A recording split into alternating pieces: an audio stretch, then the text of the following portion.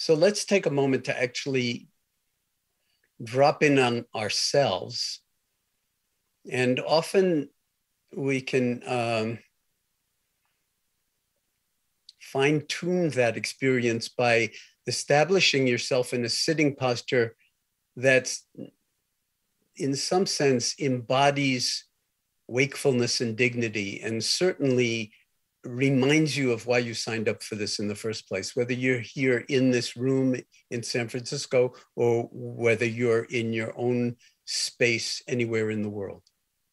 So just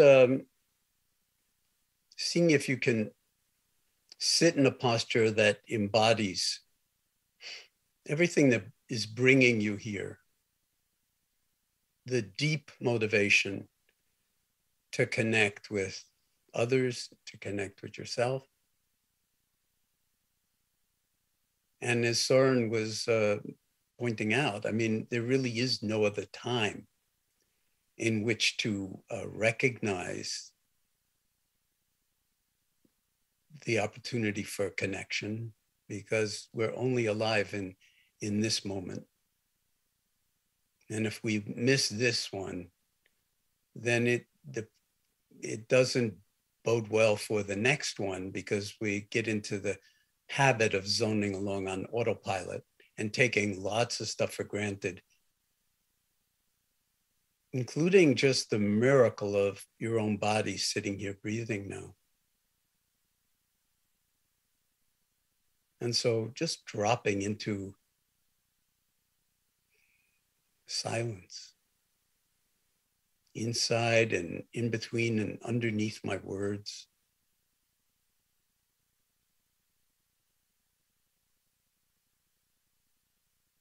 And just putting out the welcome mat for the entire universe of sensations in the body as you're sitting here.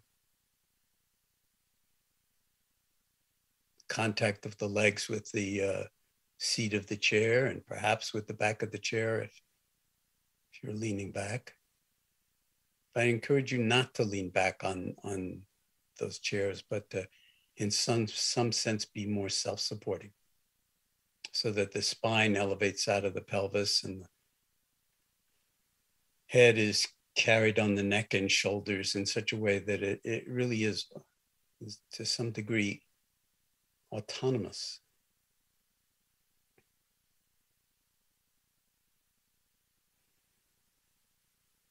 And experiencing, grounding yourself in the actuality of the sensations associated with what we call breathing,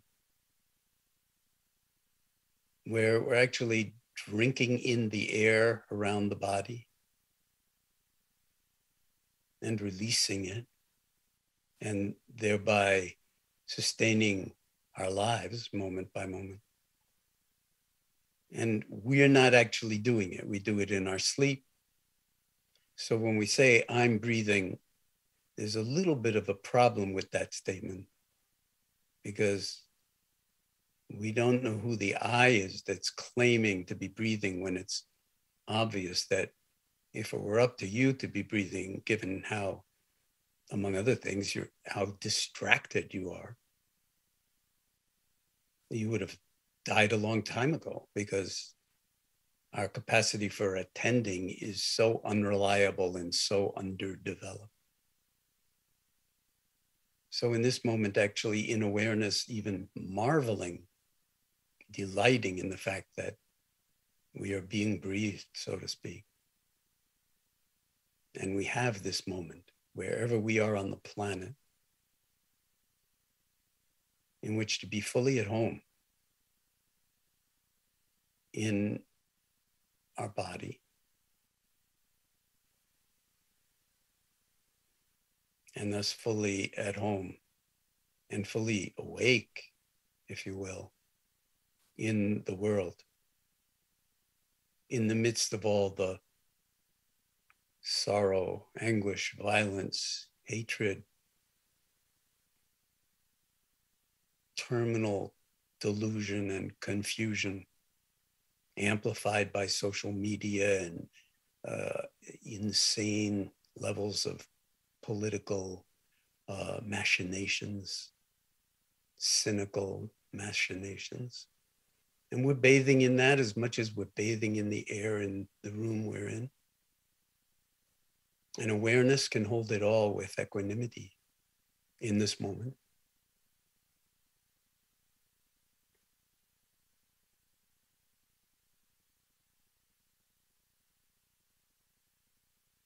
So the gesture of mindfulness, of meditative awareness, is really not passive by any stretch of the imagination. Although from the outside, it looks like there's nothing much happening.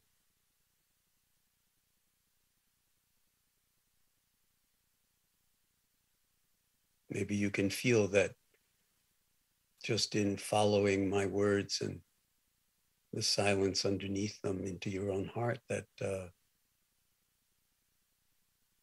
it's a little bit like tuning an instrument. So that when it's time to play, it plays with a certain kind of fidelity. In this case, to your true nature, what you most love, what you most care for, and what you know in the deepest of ways in your heart that go far beyond mere conceptual and cognitive knowing. And this is, in some sense, accessing a true superpower that all of us humans already have, don't need to acquire, but the access often gets overgrown with thorns and brambles. And I'm talking about awareness, pure awareness. And so when we drop in like this to the domain of being, whether you call it meditation or mindfulness or just sitting or, any of the languaging that's used to invite and describe meditative awareness,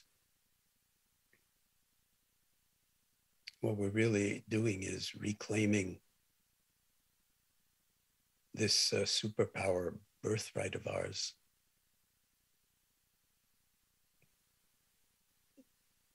And I'm using the word superpower by, inspired by Greta Thunberg, who uses that term to describe her own challenges with autism spectrum.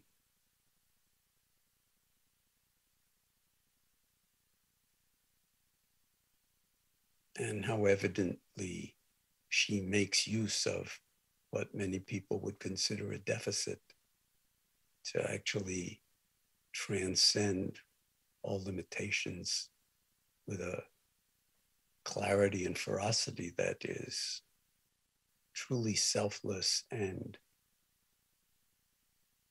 right on target.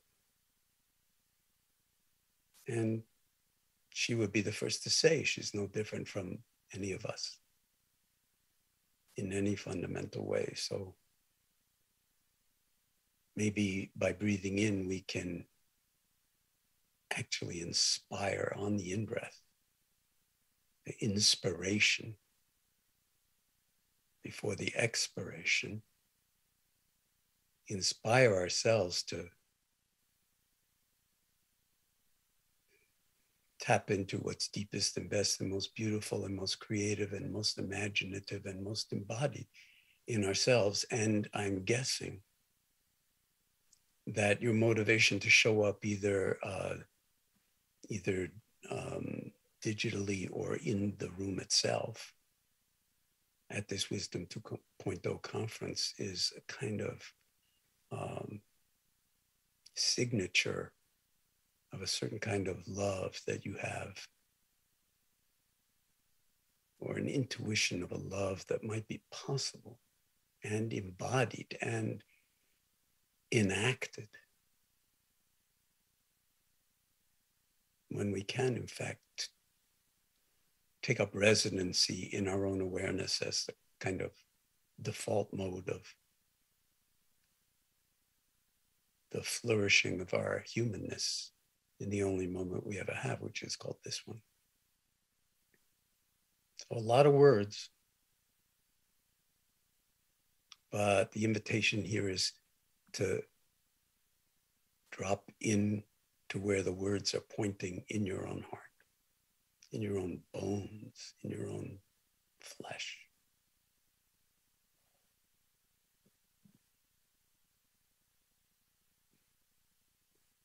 And become intimate and at home with stillness and silence.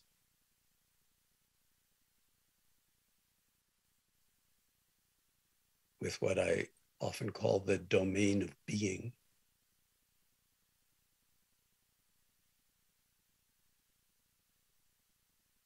Because when we can learn to take up residency in the domain of being and in the nature of our being as capable of inhabiting awareness in this way, then the kind of doing that comes out of these moments of being is an entirely different kind of doing. And it's just what the world, in its suffering, in its delusion, in its greed, in its hatred, is starving for. Absolutely starving for. No, even dying for. And we're witnessing it.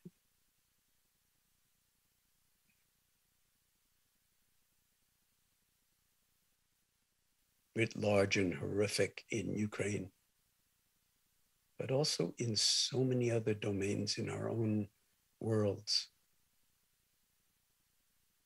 and in our own countries and in our own hearts even. Because we too, when you come right down to it, unless we train the mind in some way to become more transparent to these forces, are also subject to self-centeredness, to believing that we're special and othering others that don't look or talk or have the same values that we might have, which is itself a form of violence, aggression. And when we learn to let our doing come out of this domain of open-hearted heartfulness, mindfulness, awareness, it's an entirely different doing when it comes out of being in this way. And it's exactly what the world is starving for in this moment.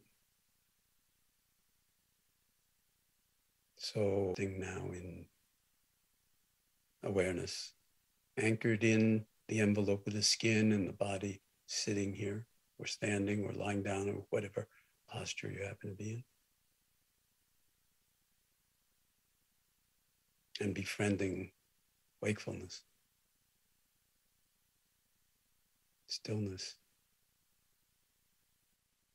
silence.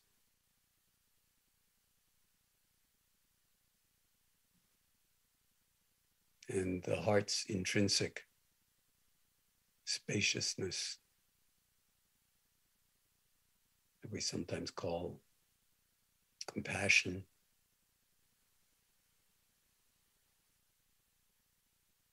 A kind of impulse to connect with others, that especially who are suffering in a particular moment,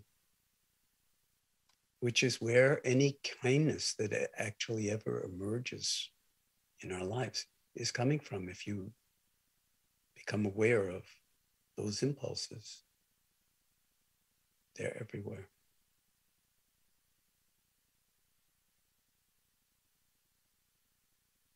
So there's no improving on the human heart. You are not a self-centered and selfish person. But if you believe certain narratives that move through your mind, of course, then you may actually fall into those kind of ruts, habits that are really habits of somnambulance and unconsciousness and semi-automatic kind of zoning along on autopilot, reacting to stressful conditions rather than responding mindfully. reacting mindlessly, and often generating unwitting or witting harm in the process to yourself as well as others. So in the remaining moments of this extended guided meditation, just again, bathing in the silence that's underneath my words and your thoughts.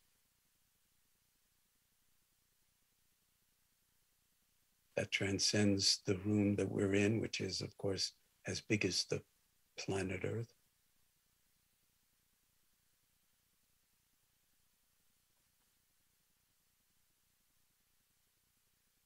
And noticing how easily we can get caught up in thoughts, in the thought stream. And when you notice that your mind is no longer in your body or with your breathing or just resting in the boundless spaciousness of awareness itself, that noticing is also part of the awareness function. So you're already back. And you don't have to blame yourself or criticize yourself or push anything away or pursue anything. It's all at your disposal right in this moment, without becoming imprisoned by our own emotional reactivity and endless thought streams and attachment to those naughty personal pronouns, I, me, and mine, or us and them for that matter. And awareness can liberate us from that, just like when a finger touches a soap bubble, it self-liberates, it just goes poof. That's how the vulnerable our attachment to our thoughts and emotions really is. It's like virtually empty of any essential validity.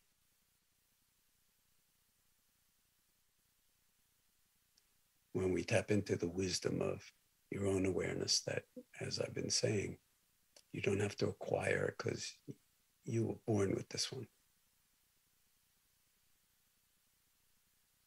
Access to it that we need to cultivate, and that's why meditation is a way of being. It's a practice. Every moment has its own validity. Can we let it become our default mode, so to speak, the default to mindfulness and compassion and kindness, especially when the proverbial stuff is hitting the proverbial fan in the world and in our lives. And then let our doing, as I said, come out of this being. Moment by moment by moment.